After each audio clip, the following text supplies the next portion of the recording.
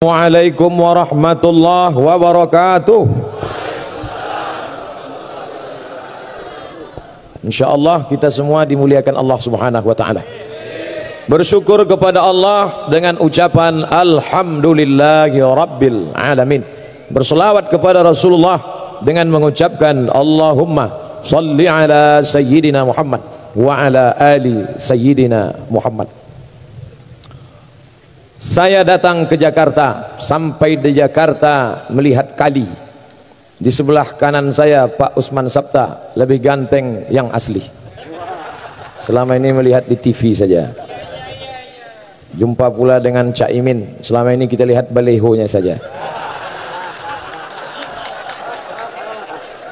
Jumpa pula dengan Bapak Dr. Zulkifli Hasan. Alhamdulillah. Kemudian di sebelah kanan beliau Bapak Kiai Haji Dr. Hidayat Nur Wahid.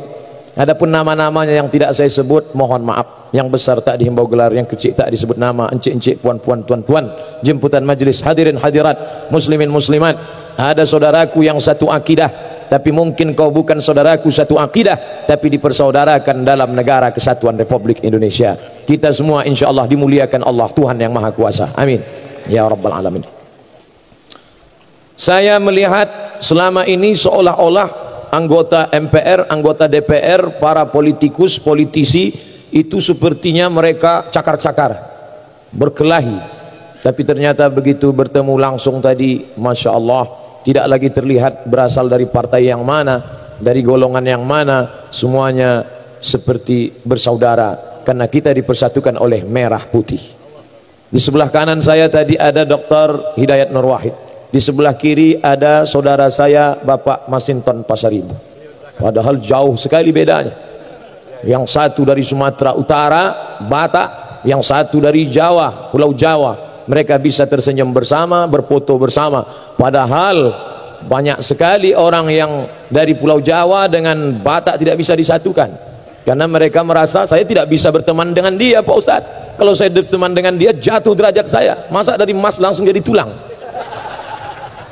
Tapi hari ini semuanya terbantahkan. Kemudian pula ketika sampai tadi kebetulan bersama saya didampingi oleh Bapak John Erizal. Beliau DPR RI dari Riau. Begitu sampai tadi apa kata beliau? Ustadz Somad, ini adalah kantor Ustadz. Masya Allah, belum pernah saya kemari tiba-tiba ke Jakarta dapat kantor. Saya tidak tanya apa maksudnya, karena kalau saya tanya nampak betul bodoh kita kan. Masa kita Ustadz viral nanya-nanya? Jadi saya ngangguk-ngangguk aja, macam-macam tahu aja. Rupanya makna tadi diulang lagi oleh Pak Dr. Zulkifli Hasan. Makna kantor kita itu Majelis Permusyawaratan Rakyat, ini milik rakyat Indonesia. Itu ternyata maknanya. Ustadz Somad di antara seluruh parlemen di dunia ini, rasanya di Indonesia inilah yang paling bebas terbuka. Coba Ustadz lihat, siapapun bisa masuk. Masya Allah, luar biasa. Artinya apa? Bahwa tahun lalu juga semua bebas datang kemari hari ulang tahun MPR.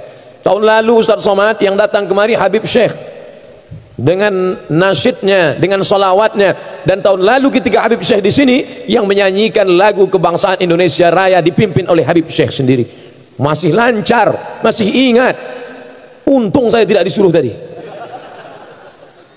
Masih ingat Ustadz? Masih. Makanya ketika beberapa bulan yang lalu saya difitnah anti kebinekaan, anti NKRI, alhamdulillah saya tidak memviralkan. Sehari setelah itu viral ketika saya menyanyikan lagu Indonesia Raya, menggerek bendera, memasangkan bendera di dinding sekolah tertinggal di kampung pedalaman di Provinsi Riau. Maka orang-orang yang memfitnah ini sesungguhnya mereka tidak punya paket 2 giga. Tonton itu banyak-banyak YouTube. Bagaimana kami menyanyikan lagu Indonesia Raya sampai ke pedalaman. Bagaimana hebatnya negeri ini. Bagaimana orang yang di dalam sana tidak dapat melihat internet, tapi kita sampaikan ini negeri kita, ini bendera sudah lapuk, harus diganti. Kalian harus menyanyikan lagu kebangsaan.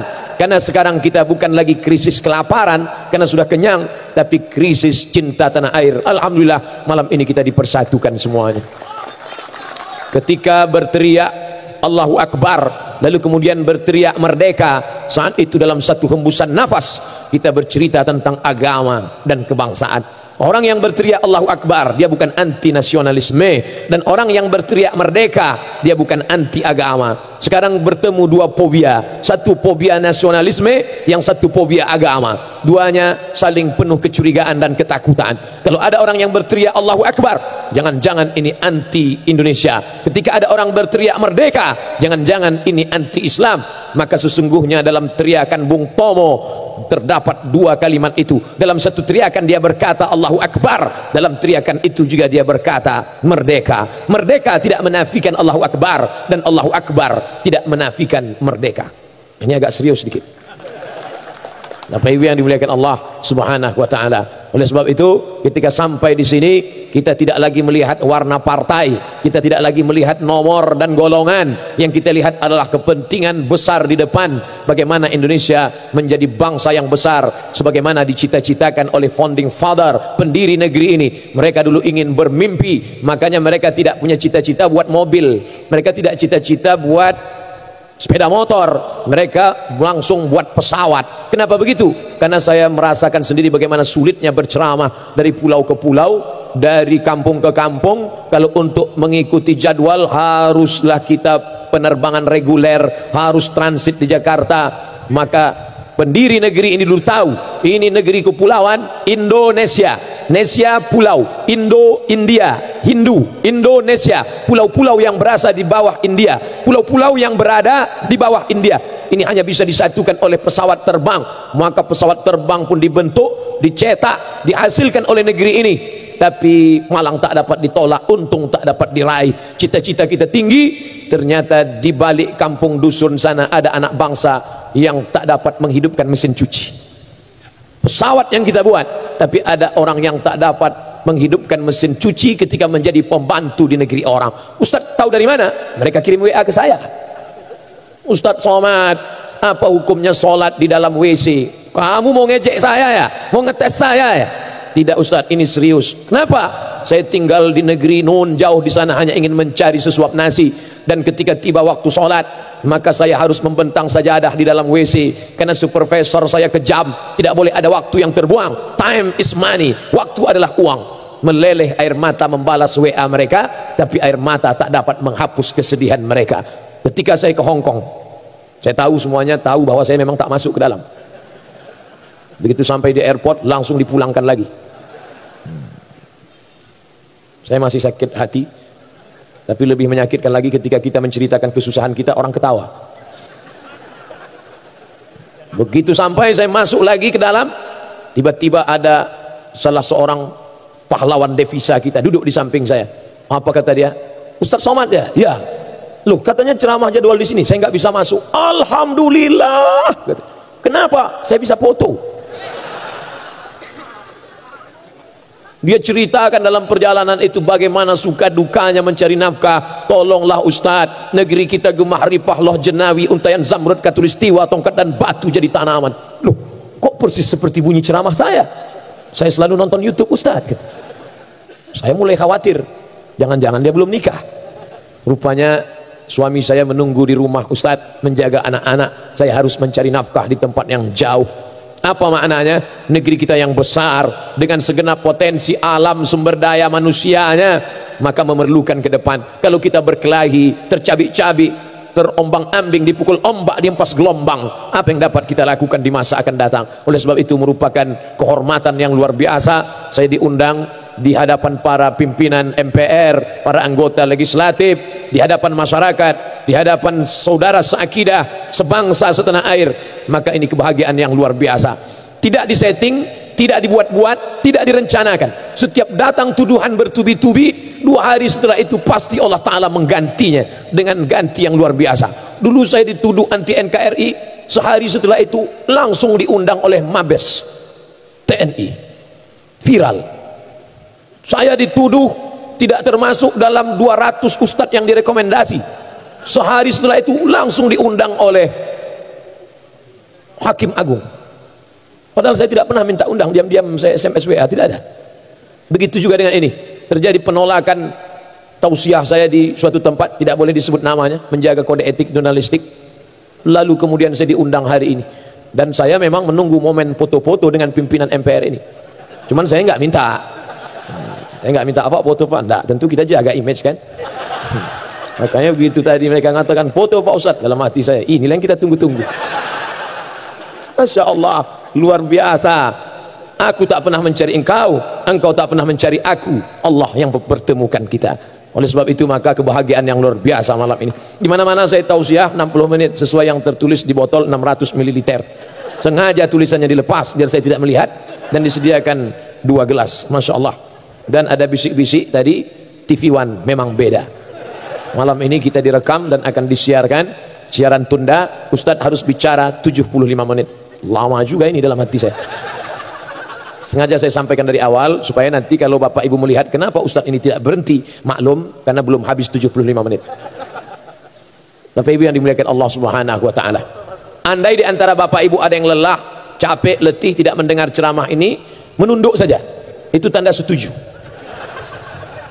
Karena dalam hadis dikatakan as-sukutu alamatur ridha, diam tanda setuju. Jadi kalau diam, nunduk, walaupun nanti terdengar saya ceramah berapi-api, saya tahu Bapak berair-air di sana, tidak apa-apa, karena kamera tetap hidup menyala, direkam. Yang pakai HP mereka viralkan, yang di YouTube nanti mereka akan like and share, yang TV tentu akan ditonton dalam acara Damai Indonesiaku. Dan saya memang biasa ceramah tidak ada orang.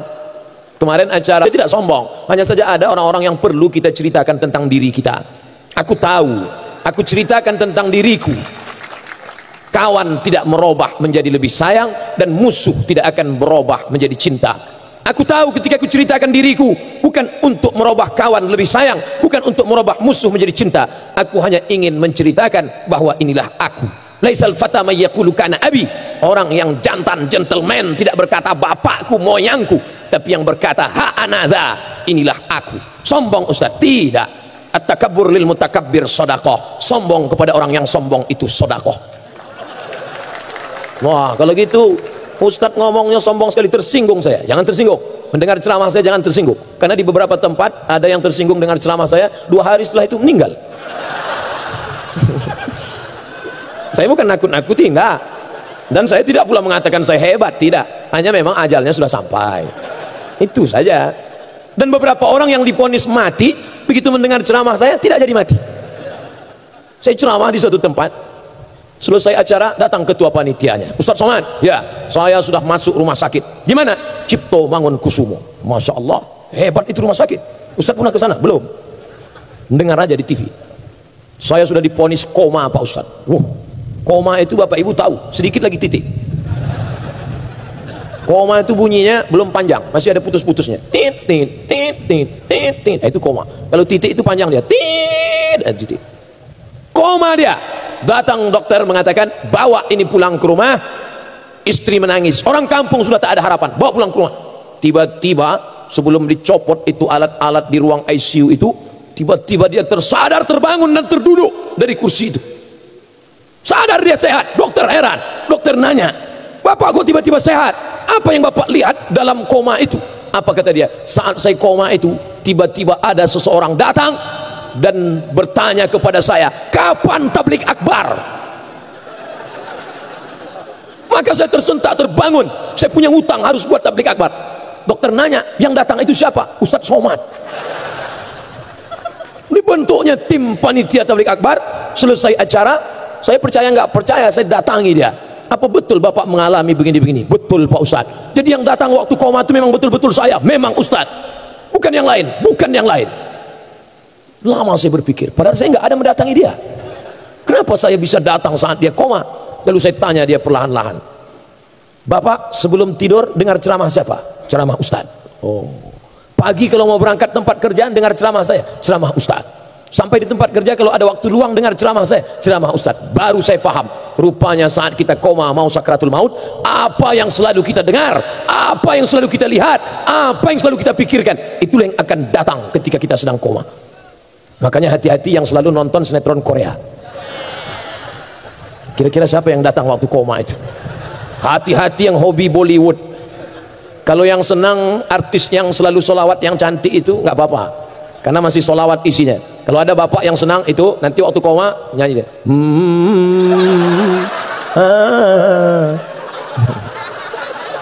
Nggak apa-apa.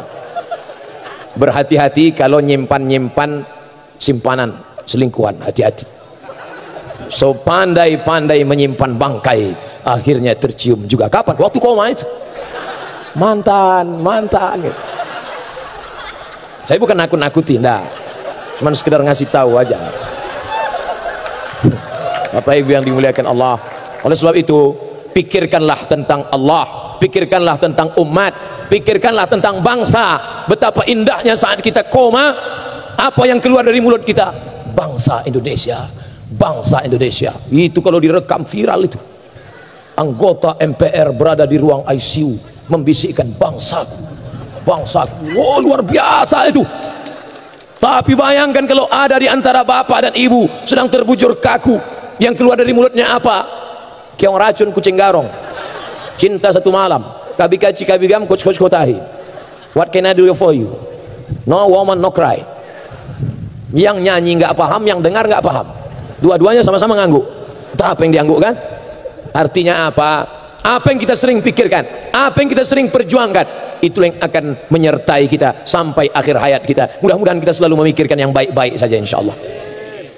Tadi saya mulai karena saya bicara di kantor MPR, maka saya mesti mencari apa itu tugas MPR. Menjaga, menetapkan Undang-Undang Dasar 1945, itu nomor 1. Oh, ini dia. Yang kedua, melantik presiden dan wakil presiden. Dalam hati saya, kalau mau saya kemarin di sini berarti dilantik.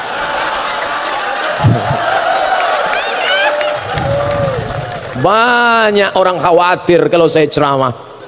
Kalau saya pergi ceramah dihadang, nggak boleh datang. Untuk apa? Menghadang saya itu untuk apa? Saya tidak mau. Untuk apa? Ketika saya berkata, perjuangkanlah ini dengan tanda tanganmu, perjuangkan kebaikan dengan kekuasaan, disangka orang saya mau mengiklankan diri saya. Enggak, Mas, saya enggak mau. Saya hanya ingin menjelaskan kepada umat bahwa kalau kau ingin berbuat sesuai dengan apa yang kau bisa, kalau engkau bisa sebagai guru TK, ya kau didik anak-anak di sana. Jangan sepelekan guru TK. Kenapa Ustaz tahu guru TK itu hebat? Saya diundang ke TK dan tidak ada satu anak TK mau mendengar. Berikut ini kami panggil Al-Mukarram Haji Abdul Somad LCMA, Ustadz yang sedang kondang saat ini, kata gurunya. Anak-anak itu tidak ada satupun yang mendengar. Saya pun naik ke atas, Assalamualaikum warahmatullah. Satu pun nggak ada yang menjawab. Bingung saya. Situlah baru saya tahu guru TK itu luar biasa. Akhirnya saya merasa rendah, tidak ada apa-apanya. Akhirnya saya panggil, Ibu kepala TK, bisa bantu saya? Pucat saya.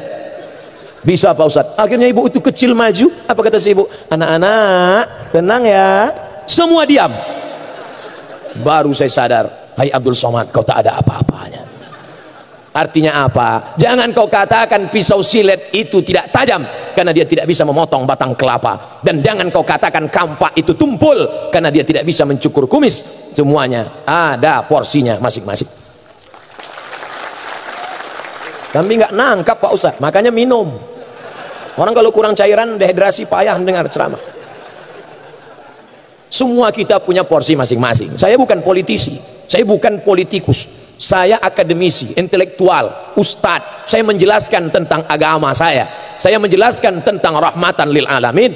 Oleh sebab itu maka ketika saya berbicara tentang kekuasaan, tentang Islam, tentang hebatnya politik, maka saya tidak mengiklankan diri saya. Oleh sebab itu jangan khawatir saya akan bangkit. Saya sudah lama tegak berdiri, tapi saya katakan sampai akhir hayat saya ingin menjadi ustadz. Ini ceramah ini tidak tahan lama, paling-paling 10 tahun ini menggelegar. Sekarang masih kuat lagi, Allahu Akbar masih, tapi 10 tahun lagi begitu ditarik Allah kuat. Jadi 10 tahun lagi Ustadz mau ngapa? Saya akan mengajar mengaji di dekat rumah saya. Duduk tenang. Saat itu 20-30 tahun akan datang. Sekarang umur 41, walaupun banyak yang mengatakan 27.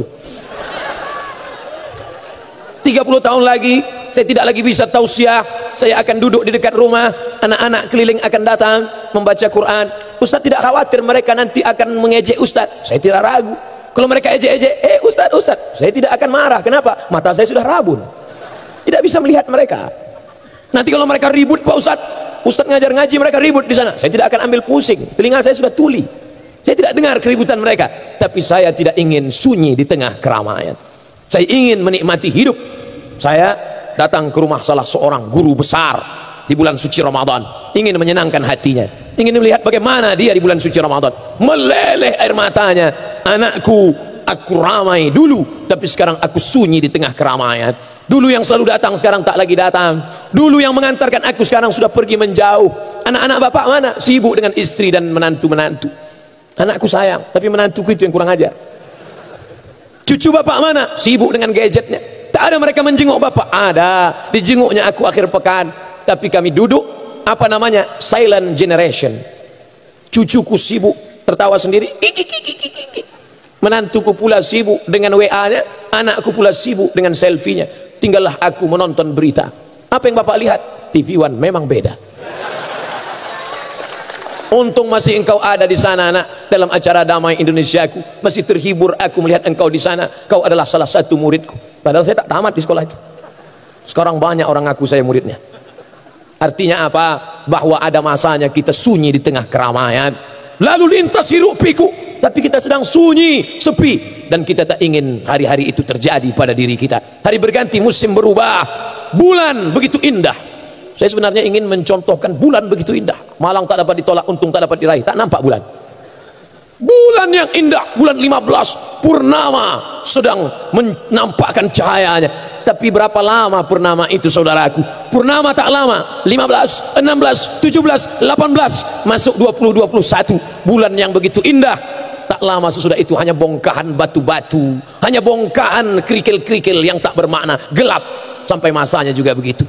Begitulah hidup manusia, hebat, tinggi, berkuasa, sampai akhirnya turun, down, hilang, mati. Kalau mati tidak apa-apa, setengah mati. Begitu juga perempuan. Perempuan adalah kuntum. Setelah kuntum dia akan mekar, setelah mekar dia akan harum mewangi, setelah itu dia mulai kuncup, setelah itu dia pun menguning dan mati. Oleh sebab itu maka kita mesti tahu hakikat hidup, bahwa hari ini adalah pengabdian. Semua yang berada di atas pentas ini akan turun ke bawah. Di sana ada tanah, dan ini adalah pentas. Dari atas, dari dalam tanah naik ke atas tanah dengan lampu yang berkilau, dengan balehu-balehu yang Masya Allah. Kenapa gambar saya tak ada? Rupanya ada di sini. Ada. Kenapa khawatir? Jangan takut, jangan cemas. Saya bisa mengatakan itu karena saya sudah pastikan memang ada di belakang. Masya Allah, tabarakallah. Tapi sampai masanya, semua yang berdiri di pentas ini akan turun. Protokol pertama membuka, setelah itu dia berhenti. Protokol yang pertama membuka, setelah itu dia turun ke bawah. Setelah itu naik ananda kita, qori kita, Masya Allah. Setelah itu tak lama dia pun turun ke bawah. Setelah itu bapak ketua naik ke atas dengan pantunnya, dengan tepuk tangan yang nampaknya terlalu dipaksakan. Lalu kemudian mereka pun turun ke bawah. Sampai masanya Ustadz Abdul Somad, dengan limit waktu yang sudah ditetapkan. Abdul Somad hanya 75 menit. Lebih daripada itu, awas. Begitulah agaknya ajal sudah ditetapkan Allah. 75 menit, lebih dari itu habis. Maka Abdul Somad hanya tegak. Setelah itu selesai. Adakah orang yang mau bertahan di sini? Begitu acara selesai, panitia menutup, tiba-tiba tetap bertahan. Bapak enggak pulang? Saya ingin kekal abadi selamanya di sini. Tidak ada. Inilah panggung sandiwara, inilah panggung. Maka berbuatlah apa yang bisa kau buat di atas. Abdul Somad hanya bisa berceramah dari masjid ke masjid, dari tanah lapang sepak bola ke stadion. Tapi hari ini Masya Allah, di tempat yang terhormat, yang hebat, yang luar biasa, maka kesempatan untuk menyampaikan kebaikan-kebaikan, rahmatan lil alamin, naik dari dalam tanah, naik ke atas tanah. Semua yang hadir di sini, mau Jawa, mau Sunda, mau Batak, mau Melayu, mau Minangkabau, mau Makassar, mau Banjar, semuanya berasal dari Adam. Kalau ada yang merasa tidak dari Adam, tolong angkat tangan. Dari Adam alaihissalam sampai Adam Smith, semuanya berasal dari Adam. Dan Adam dari tanah kembali menjadi tanah, dari debu akan menjadi debu. Ambil debu, letakkan ke telapak tangan, hembus, itulah engkau. Makanya kalau ada kawanmu yang sombong, atasanmu yang angkuh, ambil debu, hembuskan ke wajahnya, itulah engkau. Kalau dia marah, Pak Ustadz, saya tak tanggung jawab. Kau siapa? Kau tidak ada apa-apanya. Kau hanya tanah. Hari ini kau dimuliakan. Yang mulia, yang terhormat, Al-Mukarram Haji Abdul Somad LCMA. Masya Allah. Kenapa Ustaz Masya Allah? Saya sendiri bilang. Kalau tak saya muji saya, siapa lagi? Orang memuliakan kenapa? Karena Allah ingin memuliakanmu. Ditiupkannya ruh ke dalam jasadmu. Fanafakhtu fihi min ruhi. Tanah yang sebelumnya diinjak-injak, yang sebelumnya kotor, yang sebelumnya hina, yang sebelumnya rendah, tiba-tiba tanah itu bisa naik ke atas. Jadi kami ini semuanya dari tanah Pak Ustadz. Ya, semua dari tanah. Kalau memang semua dari tanah berarti sifatnya sama. Rendah hati, tawadu, baik-baik. Kenapa kawan saya itu tidak baik? Dia dari tanah juga, cuma tanah sengketa. Tapi jangan ini dijadikan untuk menunjuk orang. Kita kalau dapat ilmu itu 1 ke orang, 4 itu ke kita. Jangan pulang dari sini nampak kawan, engkau lah yang tanah sengketa. Jangan. Orang kalau dapat meteran biasanya dipakainya untuk mengukur orang. Jangan, ukur dirimu, ukur bayang-bayangmu. Kau dari mana? Kau akan kemana? Kau singgah di sini berapa lama? Dan yang akan kau bawa mati nanti apa? Maka kalau pernah kau berjuang dengan jabatan, dengan kekuasaan, pernah kau tebarkan rahmatan, keselamatan untuk berapa? Yang berjuang di kabupaten, Pak Bupati, penduduknya berapa? Ya kami sekitar 300.000 Pak Ustadz. Yang menikmatinya hanya 300.000. Bapak Gubernur penduduknya berapa? 6,5 juta Pak Ustadz. 6,5 juta yang menikmatinya. Tapi ketika kau bisa berbuat lebih besar, DPR RI, MPR, DPD, maka ini kesempatan yang luar biasa. Hebat amalnya Pak Ustadz. Apa amalnya? Baca Yasin. Baca Yasin bukan amal orang yang punya kekuasaan, karena siapapun bisa baca Yasin. Anak TK pun bisa baca Yasin. Apa amal dia? Amal dia hebat Pak Ustadz, rajin puasa sunat. Puasa sunat semua orang bisa. Yang paling rajin puasa sunat ibu-ibu sekaligus diet. Apa amal dia? Dia hebat tahajud malamnya Pak Ustadz. Security juga banyak tahajud malam. Amalmu apa? Amalmu menjaga Undang-Undang Dasar 1945 dan Pancasila. Merdeka. Itu amalmu. Apa amalmu? 1. Ketuhanan yang Maha Esa. Dan yang menjadi benteng ketuhanan Maha Esa itu adalah MPR RI. Allahu Akbar. Tidak ada yang bisa menggeser ketuhanan yang Maha Esa. Ada yang cemas akan bangkit komunis, akan bangkit ateis, akan bangkit orang yang tidak bertuhan. Insya Allah selama MPR dengan orang-orang yang percaya kepada Tuhan, tidak akan bangkit itu komunis. Banyak yang mencemaskan komunis. Saya tidak cemas sedikit pun saya tidak cemas. Kenapa? Yang berada di atas ini orang-orang yang komitmen dengan ketuhanan yang Maha Esa. Tapi tadi ketika saya duduk, saya ditinggalkan oleh mereka. Permisi Pak Ustadz, Pak Zul pergi sholat, Bapak John Erizal pergi sholat, Bapak pergi sholat, tinggal saya sendiri. Tapi di situ baru saya paham indahnya kebinekaan. Pak Mangendaan tidak pergi, dia duduk bersama saya. Artinya apa? Pada saatnya kau mungkin berkata, saudaraku yang seakidah saja, saudaraku yang sama satu masjid saja. Tidak, saatnya kau bertemu, saatnya kau akan merasakan ada saudaramu yang bukan satu keyakinan, tapi dia satu kebangsaan. Dia akan menjadi sahabat pada saat sahabat melaksanakan kewajiban agamanya. Ada orang yang sangat benci, saya benci sama dia Pak Ustadz, saya satu kantor sama dia, tapi saya tak suka sama dia. Berapi-api dia mengucapkan kebenciannya, tapi sampai suatu hari dia tersenyum. Siapa? Itu teman saya Pak Ustadz. Loh, dulu kamu katanya benci. Kemarin waktu Idul Fitri dia yang menggantikan sip saya. Kenapa? Karena dia hari rayanya 25 Desember. Beda, perbedaan membuat kita beraneka ragam. Siapa yang mengajarkan ini? Nabi Muhammad sallallahu alaihi wasallam. Jangan bayangkan Nabi Muhammad itu tinggal di kota Madinah hanya bersama muslim saja. Tidak. Di sana ada Yahudi Bani Nadir, ada Yahudi Bani Quraizah, ada Yahudi Bani Qainuqa, ada Yahudi Khaybar. Lalu ketika Sayyidina Ali mengambil upah menimba air, dilaporkan ke Nabi, ya Rasulullah, Ali menantumu mengambil upah menimba air di rumah Yahudi, itu kan non muslim, itu kan tidak seagama. Nabi membiarkannya. Kenapa? Karena bekerja kepada beda agama, mencari nafkah tidak ada hubungan dengan ritual ibadah. Yang tidak boleh adalah ibadah. Wala ana abidum ma'abadtum wala antum abiduna ma'abud lakum dinukum waliyadin. Ustaz Somad itu katanya benci kepada beda agama. Loh, ketika kita berbeda, yang dipakai itu bukan akidahnya, bukan ritualnya, tapi pekerjaannya. Sepakat semua ahli sejarah ketika Nabi Muhammad SAW pindah dari kota Makkah menuju kota Madinah, 8 hari 8 malam naik onta. Yang menjadi pembimbing gaib penunjuk jalan bernama Ibnu Uraiqid. Ibnu Uraiqid non muslim, padahal yang Islam banyak. Mengapa Nabi tidak pakai jasanya? Nabi ingin menunjukkan profesionalisme kerja. Kalau masalah profesionalisme, pakailah dia. Ketika untuk memasang lampu, ketika untuk memakaikan ini TV kita, layar monitor kita, tentang suara, tentang sound system, tentang pentas, profesionalisme kerja. Tapi ketika sudah terkait dalam masalah ibadah, masalah ritual, maka saya tidak bisa masuk ke sana. Bukan berarti saya tidak sayang, bukan saya tidak bersaudara. Ini mesti kita fahami dengan baik. Nabi Muhammad SAW, Allah tidak mengatakan rahmatan lil muslimin, tidak. Rahmatan lil mu'minin, bukan. Tapi dia katakan rahmatan lil alamin. Baru saja beberapa hari yang lalu hari raya kurban, apa yang Ustaz lihat? Sapi pertama akan dipotong oleh Ustadz Abdul Somad. Saya pun datang. Ustadz yang motong? Enggak, nengok aja. Kenapa Ustadz enggak motong? Saya ini enggak sampai hati, Pak. Tapi selama ini Ustadz ceramah mengatakan cara motong begini, harus dari bawah, 2 urat mesti putus, ada urat makan, ada urat nafas, ada nadinya. Tapi Ustadz ceramah teori aja. Saya enggak berani motong ini, Pak. Yang motong itu harus yang ahli, yang pandai memotong, Pak. Dia yang punya ilmunya. Saya enggak ngerti. Saya tidak bisa motong ini. Tapi kalau sudah dipotong, tak sampai hati pula untuk membiarkannya. Artinya apa? Dia mengerti, dia faham, maka datang tukang potong, bismillah, atas nama Allah, wallahu akbar, Allahu akbar, Allahumma taqabbal min fulan bin fulan, terimalah dari fulan bin fulan. Kata Nabi, idza dzabhtum fa ahsinuz dzabhah, kalau kau menyembelih, tajamkan pisaunya. Sakit hati, marah karena ayam sering masuk rumah, lalu ditusuk dengan kuku yang tajam, gak boleh. Marah sama kambing, hei kambing, selalu mengacau, selalu merusak, maka nanti awas, akan kupotong engkau pakai pisau tumpul. Gak boleh. Diambil tulang iga, dipotongkan ke leher ayam, haram.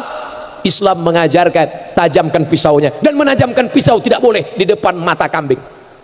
Datang seorang Arab Badui, dia ambil kambing, dia jatuhkan ke tanah, dia asah mata pisau di depan mata kambing. Nabi marah, aturidu antumita mau tatin, apakah kau mau buat kambing ini mati berkali-kali? Apa maknanya? Menteror kambing saja tidak boleh, apalagi menteror anggota legislatif. Gak boleh. Menteror kambing saja tidak boleh, apalagi menteror ustadz. Gitu caranya, jangan sebut ustadz duluan.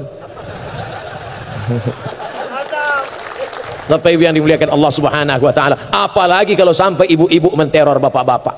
Kita faham, bapak kerja, sidang, luar kota, meninjau, reses segala macam, itu harus paham. Mas, awas kalau lama-lama.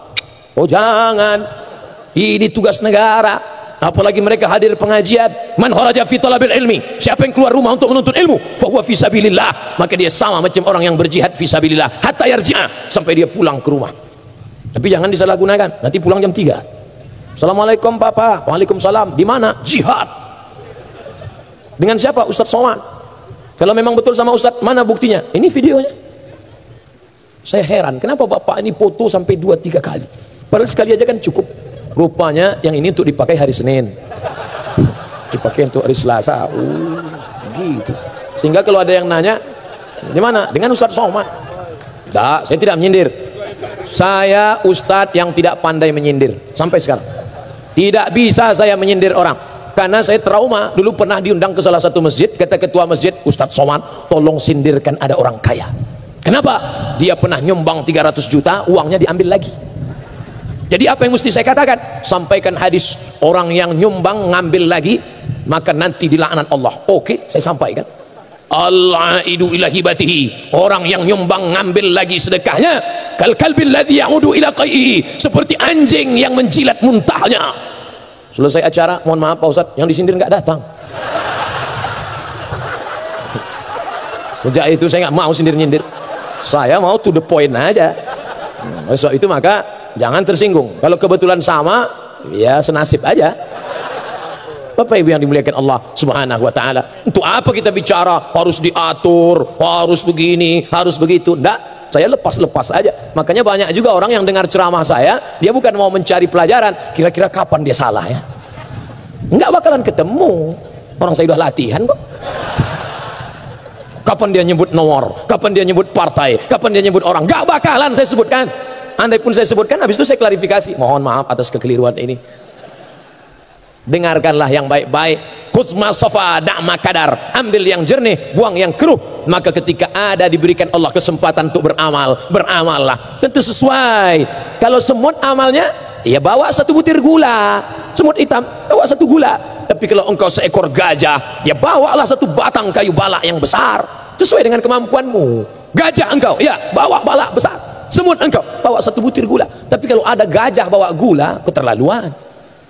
Gajah apa namanya itu? Gajah fakir, gajah bakhil. Oleh sebab itu saya nggak paham bahasa Ustadz. Memang Ustadz internasional itu agak susah dipahami ceramah. Saudaraku yang dimuliakan Allah Subhanahu wa taala, sampai masanya kita akan menghadap Allah. Saat itu kawan sahabat luar biasa. Saya beberapa kali protokol memanggil, berikut ini kami panggilkan Ustadz 1 juta viewer, kata dia. Itu saya luruskan. Kamu kalau bicara hati-hati. Walaupun kita kawan akrab, kalau keliru harus saya luruskan. Apa kamu katakan tadi? 1 juta viewer. Salah, saya bilang. 1 juta follower. Salah, saya bilang. Instagram saya 4 juta sekarang. Bapak Ibu yang dimuliakan Allah Subhanahu wa taala, artinya apa? Yang 4 juta itu kalau saya mati, kira-kira ada nggak yang mau nemani agak semalam? Nggak ada. Kawan tertawa banyak, kawan tersenyum banyak, tapi saat meneteskan air mata tak banyak yang bisa bersama dengan kita. Tapi insya Allah yang hadir malam ini, kalau dapat berita Abdul Somad mati, semuanya akan mengirimkan Al-Fatihah insya Allah. Tengok, banyak yang semangat kan? Belum mati aja kita udah amin, kata dia. Begitu cinta mereka. Cak Imin insya Allah akan buat tahlil 7 hari 7 malam. Menangis juga Cak Imin meneteskan air mata. Kenapa? Kenapa Ustaz ke rumah dulu maunya ceramah baru ninggal? Kita tidak pernah sedih. Kenapa orang beriman tak pernah sedih? Karena niatnya pasti sampai. Innamal a'malu binniat. Niat pasti sampai. Makanya siapa yang niat tahajud malam ini, ternyata bangunnya pas azan subuh, dia dapat pahala tahajud. Makanya sebelum tidur malam niat tahajud. Bangunnya pas azan subuh, dapat pahala tahajud. Tapi jangan tiap malam begitu. Tiap malam. Tiap malam. Ini sekali-sekali oke. Kalau malaikat tentu komplain juga. Ya Allah, ini tiap malam gini. Kasih juga dia surga yang kosong, kata Allah. Memang surga juga, tapi kosong lah. Kosong pun jadilah Pak Ustaz, daripada masuk neraka. Tentu kita melihat tidak begitu. Idza sa'altumullah, kalau kau meminta kepada Allah, fas'aluhul firdaus. Kalau minta sama Allah jangan yang pinggiran. Kalau minta itu target utama, minta itu yang atas. Minta, ya Allah masukkan aku dalam jannatul firdaus. Begitu. Targetnya harus 100. Bahwa dapat 10, ya enggak apa-apa. Jangan 10, dapatnya 1. Target tertinggi.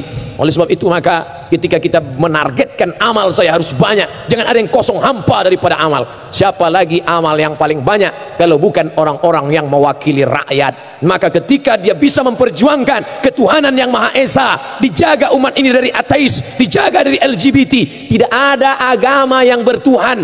Hindu, Buddha, Kristen, Katolik, satupun agama yang bertuhan tidak ada membenarkan itu.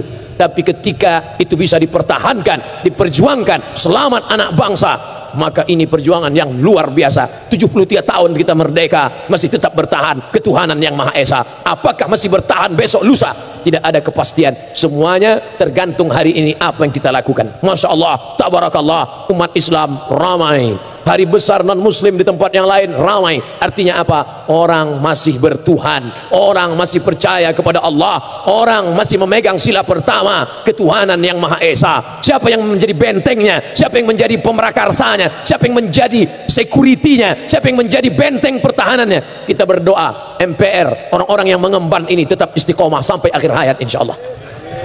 Tapi tentu kita tidak lagi tinggal di kerajaan Sriwijaya, Majapahit, kami di Riau, Kerajaan Siak Sri Indrapura, Nangro Aceh Darussalam dengan putra mahkota. Sekarang tidak. Sekarang kita pakai sistem demokrasi.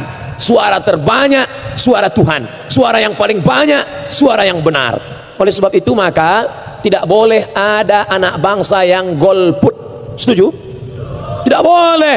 Dia harus memilih. Gunakan suaramu. Dalam ujung jarimu kau bisa menunjukkan kekuasaanmu. Satu batang lidi tidak bisa buat apa-apa. Botol yang dia usir patah. Tapi kalau sapu lidi yang besar, jangankan botol, maling dia pukul mati kontan. Apa maknanya? Suara-suara kebaikan, orang-orang baik, orang-orang bertuhan harus memilih orang yang bertuhan. Kenapa? Karena orang yang berhantu tidak akan mungkin memilih bertuhan. Sekarang di zaman edan banyak orang yang tidak bisa membedakan mana Tuhan mana hantu. Tuhan. Maka yang bertuhan, yang berketuhanan yang Maha Esa harus bersuara, harus memilih. One man, one vote. Satu orang, satu suara. Begitu saya sebut vote, langsung datang vote. Vote ini makanan. Vote kaki. Tapi yang saya maksud adalah VOTE, vote, one man one vote, satu orang satu suara, one man one choice, satu orang satu pilihan. Gunakan telingamu, dengar baik-baik siapa dia, bagaimana track recordnya, bagaimana program kerjanya. Gunakan matamu, pandang baik-baik, lihat wajahnya, lihat gambarnya. Kira-kira sama tak antara wajahnya dengan gambarnya? Saya tidak menunjuk gambar yang lain, gambar saya aja. Kalau sama, pilihlah dia. Berarti tidak ada pencitraan di antara dia. Apa maknanya? Integritas, kejujuran, kerja, perbuatan, amal, bukan NATO. No action, talking only. Ini Ustadz Somad ngomong no action, talking only. Nampaknya dia terus yang ngomong dari tadi. Ada orang-orang yang memang disuruh ngomong. Siapa contohnya? Guru, dosen, ustadz, khotib. Maka khotib jangan sampai dikatakan no action, talking only. Nanti dia naik ke atas, nggak ngomong, ya nggak ada khutbah Jumat. Tapi ada orang yang nggak boleh ngomong. Dia tidak boleh ngomong, dia harus kerja. Siapa itu? Tukang. Tukang nggak boleh ngomong. Kalau ada tukang di rumah ibu, ibu nggak boleh ngajak dia bicara, ngobrol. Itu batu nggak jalan-jalan. Maka penggunaan kata ini harus pada tempatnya. Nah, parlemen diambil dari kata parler. Parler artinya bicara. Orang Prancis menyebut parler. Saya tidak bisa bicara Prancis. Saya bisanya bicara Inggris dan Arab. Je ne parle pas français, parle anglais, arabe. Parler artinya bicara. Parlemen, orang yang dipilih untuk bicara. Makanya jangan heran kalau orang yang di hadapan kita ini selalu bicara, karena kita memilih mereka untuk bicara tentang kesusahan kita, tentang keresahan kita, tentang kegelisahan kita melihat anak bangsa. Siapa yang bicara? Mereka lah yang berbicara tentang itu. Memang beberapa kali kita dikirimkan foto tentang anggota parlemen yang tertidur, tapi tidak ada di antara mereka yang lain-lain. Mereka bicara. Kenapa? Karena mereka memang kita pilih untuk menyalurkan segala aspirasi kita. Kelak saatnya semua akan ditanya. Inna sam'a pendengaran, wal basar penglihatan, wal fuad hati dan pikiran. Kullu ulaika kana anhu mas'ula. Semua akan disoal, semua akan ditanya, semua akan dituntut di hadapan Allah Subhanahu wa taala. Pilihlah orang yang bertuhan, pilihlah orang yang memperjuangkan ketuhanan yang Maha Esa, pilihlah orang yang menebarkan kedamaian, pilihlah orang yang menyemangati kita dengan musyawarah, pilihlah orang yang menebarkan keadilan bagi seluruh Indonesia, bukan orang yang memporak-porandakan, yang menyusahkan, yang menyuburkan radikal, yang menyebabkan terorisme, yang menghancurkan persatuan dan kesatuan. Hari ini kita bisa bersama dalam bingkai merah putih, kita bersama dalam kesatuan, kita bersama dalam ulang tahun MPR RI. Apa maknanya? Kita ambil kebaikan-kebaikan, kita tebarkan keberkahan keselamatan. Maka insya Allah kita sebagai mayoritas, sebagai orang yang banyak, sebagai orang yang dituakan, ada manusia ini yang ditinggikan seranting, didulukan selangkah, batangnya tempat bersandar, daunnya tempat bernaung. Kalau berjalan didulukan dia selangkah, kalau ke atas ditinggikan dia seranting, kalau batang pokok kayu dijadikan dia tempat bersandar, kalau akarnya dijadikan dia tempat bersila, daunnya dijadikan tempat bernaung. Itulah pokok yang bermanfaat. Makanya dalam Islam diajarkan, kalau ada orang yang memotong pokok kayu yang bermanfaat, man qata'a sidratan, siapa yang memotong sebatang pohon sidir kau potong, sebatang pohon sidir kau potong, sawwaballahu ra'sahu finnar, disungkurkan kepalamu dalam api neraka jahanam. Sebatang pohon sidir kau potong, sebatang saja. Bayangkan ada orang yang akan bernaung di bawah. Islam mengajarkan tanamlah, tanamlah. Betapa ketika pesawat akan landing ke bawah, kita lihat hijau, Masya Allah. Tapi di beberapa tempat kita lihat kuning, terbakar, asap naik ke atas, terganggu orang banyak. Sebatang pohon kau potong, disungkurkan kepalamu dalam neraka. Bagaimana dengan berhektar-hektar, beratus hektar? Kau sudah menyebabkan kerusakan paru-paru, kau sudah menyebabkan binatang mati. Bahkan ular sawah yang semestinya memakan makanan tikus, memakan makanan yang bisa dia makan, tapi sekarang apa yang terjadi? Orang yang sedang manen sawit pun dimakannya. Saking kan dia sudah kehilangan makanan. Harimau sudah naik ke jalan raya karena rumah mereka dihancurkan. Maka oleh sebab itu, ini kebersamaan untuk menjaga keutuhan, untuk menjaga keselamatan. Jangan ada lagi kerusakan. Zaharal fasadu fil barri, kelihatan kerusakan di lautan, di daratan, bima kasabat aydin nas, akibat dari perbuatan manusia. Saudaraku yang dimuliakan Allah Subhanahu wa taala, pada kesempatan yang baik, pada kesempatan yang mulia, hari ulang tahun. Apa manfaat dari ulang tahun? Ada jamaah umurnya 80 tahun, dia menikah umur 30 tahun. Kalau begitu ulang tahun pernikahan yang ke-50, dia minta yang ceramah, Ustadz Somad tolong ceramah hari pernikahan emas. Emas itu apa Pak Haji? Emas itu karena saya sudah nikah 50 tahun dengan ibu. Iya. Ini istri Pak Haji, iya. Yang keberapa Pak? Yang pertama dan terakhir. Masya Allah. Kenapa mesti saya yang ceramah? Pokoknya saya nazar Ustadz yang ceramah. Saya pun ceramah lah dari ulang tahun pernikahan yang ke-50, usianya 80. Lama saya berpikir, untuk apa dia buat ulang tahun pernikahan? Apakah setelah ulang tahun pernikahan itu yang 80 bisa berubah jadi 18? Tidak. Dia tetap top, tua, ompong, peot. Yang tersinggung. Tidak ada yang berubah. Lalu apa manfaat dari ulang tahun itu? Ternyata fisiknya tidak berubah, tapi semangatnya kembali. Anak-anaknya datang, cucunya datang. Agaknya, kalau boleh saya menebak-nebak, itu juga yang diinginkan dari malam ini. Ulang tahun yang ke-73. Maka dengan ini bangkit semangat baru. Yang selama ini kehilangan semangat, didoakan. Malam ini kita akan berdoa kepada Allah. Malam ini kita akan bermunajat. Doa orang banyak, karena kita tidak tahu entah dari doa mulut yang mana. Tak tahu entah dari mulut yang mana doa itu dikabulkan Allah. Makanya saya setiap pergi kemanapun selalu mohon doa. Doakan saya Kiai, doakan saya Habib, doakan saya Tuan Guru. Kenapa? Karena tidak tahu dari lidah yang mana. Bukan karena doa kita, walaupun nanti saya yang memimpin doa, tapi sesungguhnya doa itu diaminkan oleh malaikat, diterima oleh Allah karena kebersamaan kita. Itulah mengapa jangan tinggalkan doa berjamaah. La yajtami' malaud, sekelompok orang berkumpul, fayad'u ba'dhum, berdoa satu orang, wa yu'minuhum sairuhum, diaminkan yang lain, illa ajabahum Allah, Allah mengabulkan doa mereka. Kemarin jamaah haji mau pergi ke Makkah, mereka tanya saya, Ustaz Somad, Ustaz mau titip apa? Doa. Cuma doa aja Ustaz, ya. Ceret kuning enggak? Udah banyak di rumah. Tempat celak Pak Ustaz, saya enggak pakai celak. Batu cincin Pak Ustaz, setiap daerah ngasih batu. Udah banyak betul. Jadi apa? Doa saja. Doa apa yang Ustaz mintakan? Satu saja, matikan Ustaz Somad dalam husnul khotimah. Oh, kalau itu ringan Pak Ustaz. Begitu juga dengan jamaah. Jamaah yang ramai ini, bapak-bapak, pemimpin yang adil, ibu-ibu membesarkan anak soleh solehah, adik-adik yang menghafal Al-Quran. Saya tak minta doa banyak, satu saja, matikan Ustaz Somad dalam husnul khotimah. Jangan sekarang, kita masih banyak program lagi. Kalau bisa setelah pilpres lah baru mati.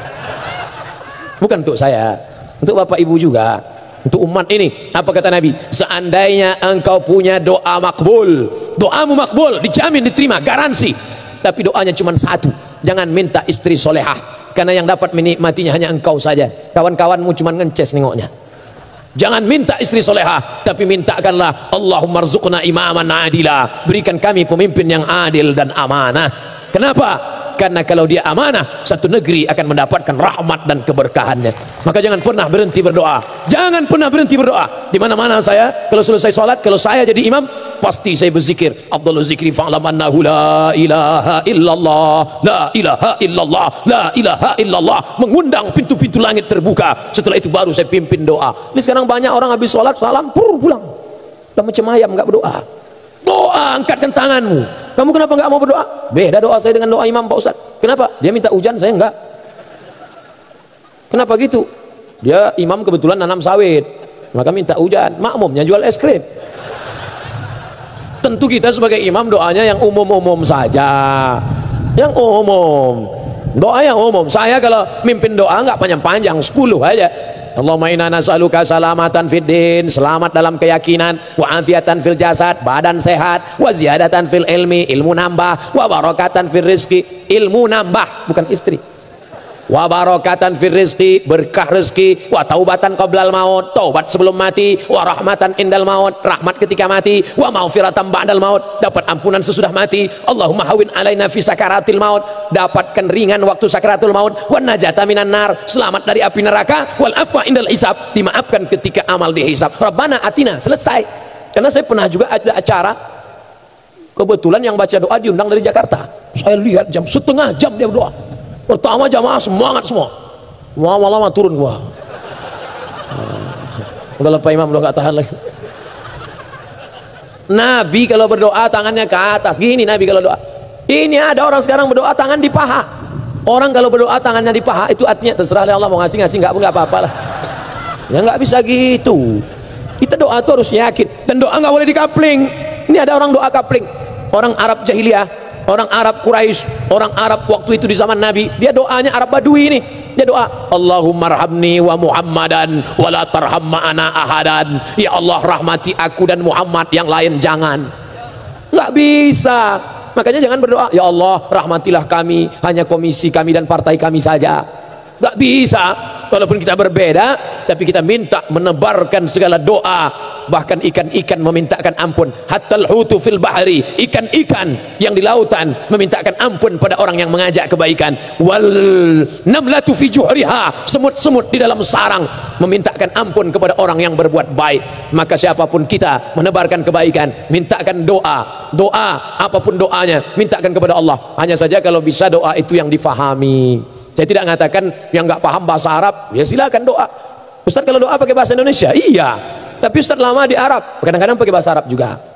Lama Ustaz di Arab, di Mesir 4 tahun, di Maroko 2 tahun. Tapi itu tidak untuk dibanggakan. Karena ada juga orang, saya ini 6 tahun di Arab, datang jamaah onta lebih lama lagi Ustaz. Kita di sana itu belajar bahasanya, difahami maknanya, supaya kalau baca Quran ngerti. Tapi yang belum paham baca Quran bukan berarti nggak ada pahalanya. Ustaz, saya baca Quran, katanya kalau nggak paham nggak ada pahalanya. Loh, dengar aja dapat pahala. Wa idza quri'al Quran, kalau ada orang baca Quran, fastami'u lahu, dengar baik-baik, wa ansitu, diam, la'allakum turhamun. Dengar aja dapat pahala. Kamu baca Quran? Iya, tapi saya nggak tahu artinya Pak Ustaz. Dengar aja dapat pahala, apalagi membaca. Oh kalau gitu saya berhenti baca lah, dengar aja kalau gitu. Itu mundur. Artinya ada prosesnya. Pertama dengar, setelah itu baca, habis itu pahami maknanya. Yang selama ini yasinan berubah.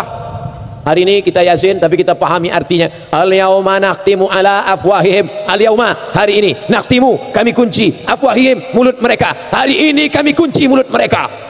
Surat Yasin itu. Kenapa mulut dikunci waktu itu? Karena mulut inilah yang paling pandai bersilat lidah. Benarkah ini rekaman suara Anda? Sebentar Pak Akid. Benarkah ini rekaman suara Anda? Seperti suara saya, tapi nampaknya ada yang meniru. Rekaman CCTV ditampilkan di layar. Ini gambar Anda, video Anda. Memang betul Pak Akid. Kalau begitu Anda bersalah. Saya korban konspirasi politik. Lidah pandai. Tapi saatnya nanti, al-yauma naqtimu ala afwahihim. Lalu yang bicara siapa? Wa tukallimuna aydihim. Tangan akan bicara. Siapa yang akan menjadi saksi? Wa tashhadu arjuluhum, kaki akan bersaksi. Bima kanu yaksibun. Itulah maka disuruh baca Yasin. Baca Yasin saat orang meninggal dunia enggak salah, tapi pahami maknanya. Baca Yasin saat pindah rumah baru enggak salah, tapi pahami maknanya. Hari ini masih baca Yasin, silakan. Seumur hidup baca Yasin, masalah. Memangnya Allah enggak nurunkan surat yang lain? Apalagi kalau bacanya cepat-cepat, ujung-ujungnya aja turja'un, fayakun. Oleh sebab itu Al-Quran diturunkan Allah banyak, kita ambil pelajaran. Setelah itu berdoa. Wa kana Anas ibnu Malik, Anas bin Malik, idza khatamal Quran, kalau dia sudah mengkhatamkan Al-Quran, jama'a ahlahu wa auladahu, dikumpulkannya anaknya, dikumpulkannya istrinya bersama keluarga, wada'a, dan dia berdoa. Itulah dalil doa bersama-sama. Maka silakan doa bersama. Saya Pak Ustaz nggak mau doa bersama. Nanti setelah doa bersama kamu doa sendirian lagi. Karena antara doa kamu dengan doa saya kan beda. Kalau saya doanya minta anak soleh karena sudah menikah. Kalau kamu doanya kan minta istri. Mudah-mudahan yang belum menikah dipertemukan Allah dengan jodoh yang baik-baik insya Allah. Yang bilang amin yang belum nikah. Ini yang sudah nikah, amin. Minta doa kepada Allah Subhanahu wa taala. Pak Ustaz, doa itu mesti disuarakan atau enggak? Ya doa disuarakan. Yang satu enggak mau. Untuk apa kita bersuara berdoa? Kan Allah tahu apa yang ada dalam hati kita. Allah enggak perlu engkau dengarkan. Tidak perlu kau perdengarkan suaramu. Allah bukan tuli, Allah bukan peka. Lalu doa kuat itu untuk apa? Untuk dirimu sendiri, untuk menanamkan keyakinan pada dirimu. Itu fungsi doa. Ini banyak yang berdoa saya lihat mulutnya diam aja. Tak apa yang dimintakan. Ya Allah, sebenarnya banyak yang kumintakan padamu, tapi rasanya tak perlu kusebutkan satu persatu karena ku yakin kau tahu yang ku mau. Ya, mintakan untuk mensugestikan dalam diri kita, membangkitkan semangat kita. Tapi jangan terlalu detail. Ini ada orang doa terlalu detail. Ya Allah, ini mau jual tanah, panjangnya 25 kali 30. Sebelah kanan dengan Pak Ketua MPR, sebelah kiri DPR, depan jalan raya, harga masih nego. Jangan terlalu detail. Dan khusus untuk ibu-ibu, kalau doa itu bersifat pribadi, apalagi doanya di masjid, jangan kuat-kuat. Nanti dengar kawan sebelah, ya Allah, suamiku sering keluar kota, apalagi musim reses, aku khawatir dia punya simpanan. Kata kawan, sama siapa? Nah, sebab itu gerak-gerakkan aja mulut. Kalau ada yang nanya, ente doa apa? Mau tahu aja. Orang yang tidak mau berdoa, sombong. angkuh Nabi Muhammad SAW yang dijamin Allah, wala saufa yu'tika rabbuka fatarda, apapun yang kau mau akan kuberi ya Muhammad, apa yang kau mau akan kuberi. Tapi dia tetap berdoa. Ini orang tidak mau berdoa sombong, orang yang tidak mau berdoa itu angkuh. Ente enggak berdoa? Enggak Pak Ustaz. Kenapa enggak berdoa? Yang lama aja belum dikabulkan, ngapain nambah yang baru? Astagfirullahaladzim. Aku tidak tahu doaku diterima atau tidak, kata Sayyidina Umar bin Khattab, tapi aku terus berdoa. Kenapa? Karena aku yakin doa itu adalah ibadah. Dengan berdoa kita tidak akan menjadi orang sombong. Kalau berhasil kita tidak akan bangga karena ada campur tangan Tuhan di dalamnya. Kalau kita gagal kita tidak akan stres, depresi, stroke, mati. Kenapa? Karena kita berkata skenario rencana Tuhan lebih indah dari yang aku pikirkan. Selalu bersandar kepada Allah. Kalau kau sedang di atas, tempelkan keningmu ke lantai, bersujud bersimpuh kau rendah di tanah. Kau sedang down, jatuh, maka kau naik ke atas, tegakkan kepalamu, angkat tanganmu, Allahu Akbar. Tidak ada kecuali dua, karena sampai masanya kita akan tu'izzu man tasha, naik ke atas, wa tudhillu man tasha, jauh ke bawah. Kalau kau sedang di atas, tempelkan keningmu ke lantai di tengah malam. Kenapa mesti ke lantai Pak Ustadz? Bentuk menempelkan kening ke lantai menunjukkan ke hadapan Allah, aku hina, aku rendah, aku tidak ada apa-apa. Ini yang berani megang kening saya ini cuma dua orang. Satu anak saya, kedua tukang pangkas. Itu cuma yang berani. Oh ada satu lagi, kemarin waktu mau buat paspor, tukang pas foto. Kanan Pak, kiri dikit, kurang ke belakang, lama-lama ke depan dia. Tapi ketika sholat, kau tempelkan kening ini ke lantai, 7 ujung, 7 anggota sujud mesti menempel, 2 ujung kaki, 2 lutut, 2 tapak tangan, 1 kening. Mentang-mentang kau pejabat negara, mentang-mentang kau pimpinan, kau tidak mau menempelkan kening, Allahu Akbar, ditempelkan ke tiang. Tidak sah sujudmu. Kalau sujudmu tidak sah, maka tidak sah salatmu. Kalau salatmu tidak sah, maka agamamu yang kau yakini Islam tidak diterima di hadapan Tuhan, di hadapan Allah Subhanahu wa taala. Oleh sebab itu maka ini menampilkan tentang, dan kita berdoa kepada Allah dengan penuh, ud'u rabbakum tadarruan, rendahkan hatimu, rayu dia meminta. Allahumma inna nas'aluka salamatan fid din wa afiatan fil jasad. Sebelum kau mati kau katakan wa taubatan qablal maut wa rahmatan indal maut wa maghfiratan ba'dal maut. Allahumma hawin alaina fi sakaratil maut. Ini seberapa masjid ada saya dengar bentak-bentak maut, maut. Ini kok bentak-bentak. Bayangkan kita bawa proposal ke bapak-bapak yang mulia, Pak kami semen, kerikil, batu bata. Tentu dia panggil security, tangkap nih gila nih. Tentu kita rayu, kami mohon ada bantuan 5 sak semen, kalau tidak ada 2 kotak keramik, kalau nggak ada kerikil 1 truk, kalau nggak ada parah kali ya. Bapak Ibu yang dimuliakan Allah Subhanahu wa taala, ternyata saya cukup cemas malam ini berada di hadapan orang-orang yang dipilih oleh rakyat, putra-putra terbaik bangsa, di hadapan mereka di tengah malam sampaikan ceramah. Sanggup tak saya ceramah depan mereka 75 menit? Akhirnya masa-masa sulit itu berlalu juga. Terima kasih segala perhatian, mohon maaf segala kekhilafan. Akhirnya saya ucapkan selamat hari ulang tahun MPR. Semoga kita mendapatkan rahmat dari Tuhan yang Maha Kuasa insyaallah. Kenapa Ustaz minta rahmat? Alasan saya rahmat 2. Pertama, karena di pembukaan Undang-Undang Dasar, atas berkat rahmat Allah dan hadis Nabi, la yudkhilal jannata ahadakum amaluhu, kamu tak masuk surga karena amalmu, bukan karena etos kerjamu. Lalu masuk surga karena apa? Illa ayyataghammadani Allah bi rahmati, karena rahmat Allah. Karena rahmat Allah kita bersama. Tapi ingat, orang yang tak ada kasih sayang dalam hatinya, maka Allah tak menurunkan rahmat. Kita mintakan turun rahmat itu ala hazihin niyah, untuk niat yang baik ini. Bertawassul dengan Al-Fatihah. A'udzu billahi minasy syaithanir rajim. Bismillahirrahmanirrahim. Alhamdulillahi rabbil alamin. Arrahmanir rahim. Maliki yaumiddin. Iyyaka na'budu wa iyyaka nasta'in. Ihdinas siratal mustaqim. Siratal ladzina an'amta 'alaihim ghairil maghdubi 'alaihim waladdallin. Amin. Allahumma anzilir rahmata wassalamata wal barakata ala hadhil jamaah. Turunkan keselamatan, keutamaan, kerahmatan, keberkahan kepada seluruh jamaah yang hadir malam ini ya Allah. Wa ala hadzal baladil azim, kepada negeri yang agung dan mulia ini ya Allah. Allahumma ja'al baladan aminan mutmainnan, jadikan negeri ini negeri yang aman, tentram. Ya'ti rizquha min kulli makan, terbuka pintu rezeki dari berbagai penjuru. Allahumma in kana rizquna fis sama'i fa anzilhu, kalau rezeki kami masih tergantung di langit turunkan ya Allah. Wa in kana fil ardi fa akhrijhu, kalau masih tertanam di dalam tanah keluarkan ya Allah, untuk kesejahteraan rakyat bangsa umat kami ya Allah.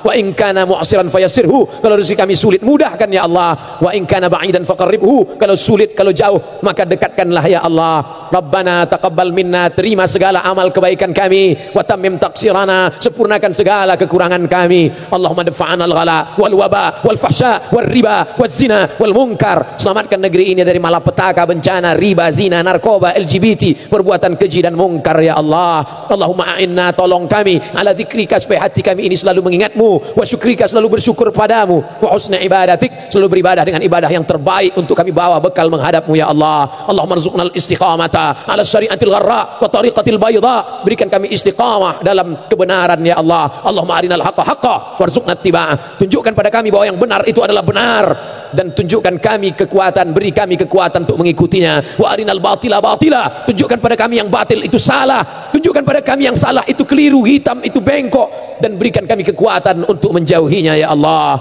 Allahumma aslih syababana, anak-anak muda kami, luruskan akidah, keyakinan, kebenaran bagi mereka, sehingga tampak mana yang hak yang batil ya Allah. Allahumma la tada' lana zamban illa ghafartah, keluar kami dari majlis ini dalam keadaan bersih dari silap salah dan dosa.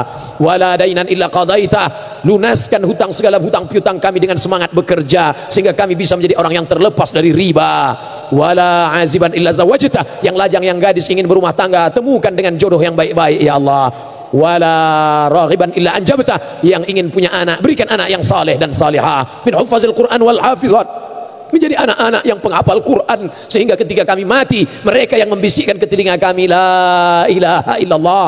Allahumma ja'alna ruhama fima bainana, jadikan kami orang-orang yang berkasih sayang di antara kami. Allahumma ja'alna rahmatan lil alamin, jadikan kami menjadi orang-orang yang menjadi rahmat bagi semesta alam, bukan menjadi laknat dan duka cita nestapa bagi makhluk hamba-hambamu ya Allah. Allahumma akhtim lana bi husnil khatimah wa la takhtim alaina bi su'il khatimah. Allahumma ja'al akhira kalamina inda intihai ajalina qawla la ilaha illallah Muhammadur Rasulullah sallallahu alaihi wasallam. Rabbana atina fid dunya hasanah wa fil akhirati hasanah wa qina adzaban nar. Wa sallallahu ala sayyidina wa maulana Muhammad wa ala alihi wa sahbihi wasallam. Walhamdulillahi rabbil alamin. Taqabbalallahu minkum minna wa minkum taqabbal ya karim. Wallahul muwaffiq